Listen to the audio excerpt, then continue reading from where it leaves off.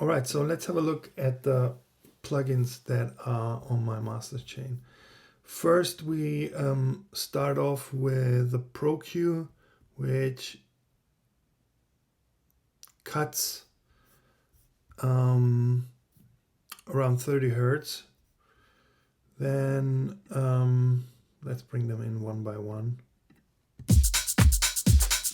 I have a gain plugin that either reduces the sound, or if I want to hear it in mono, I put this to mono.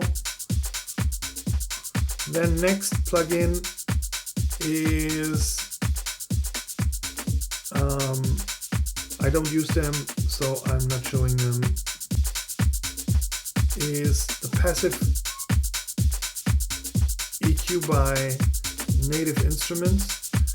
And I love the preset, the Master Club.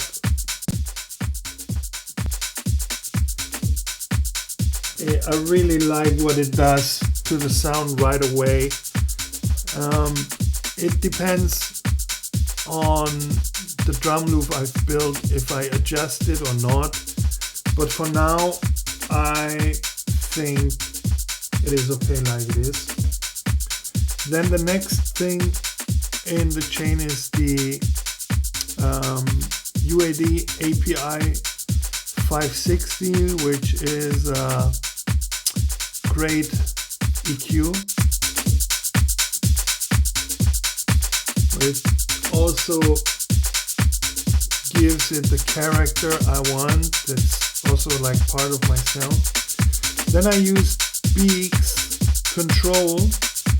What this plugin does is, in this case, it's a mono maker. Everything up to 340 Hertz is monoed. So all the signals, all the frequencies that are in this range from 0 to 340, they are monoed, and you can adjust this, if you want it less or more. Depending on your sound selection, I always have it around 280 to 340. Then I have this Vertigo VSM3. It's a saturation plugin.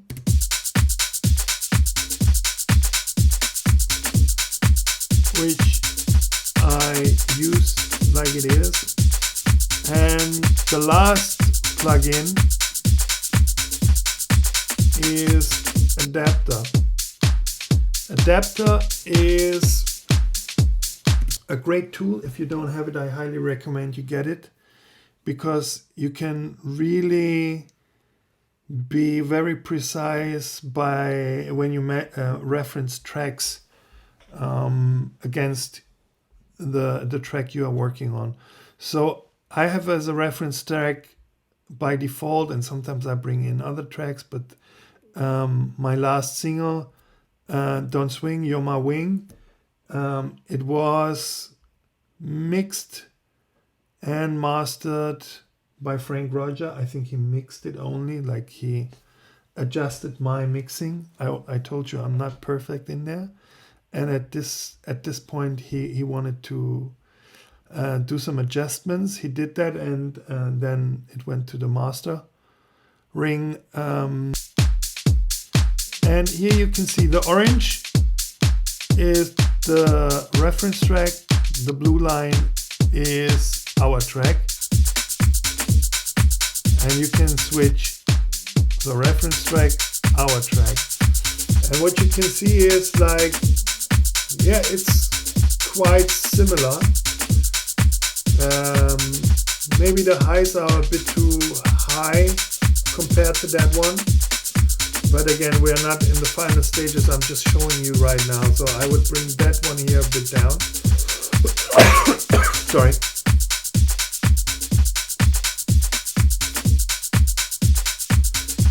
So then you can see the correlation.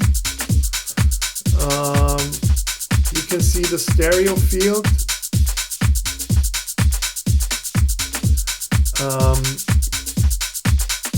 Yeah, you can have it dual, you can have it single, you can have it layered. So as you can see, I have a little bit of wider stereo field than this one, and it might be the hi-hats and the percussions, but I think it's okay. It's part of that beat. Then always interesting, the dynamic range.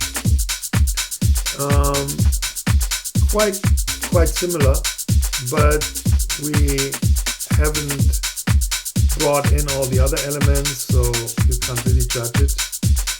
And then you have all the parameters, loudness parameters you can prepare. So for me, that plugin is very helpful. Yeah, and that's it.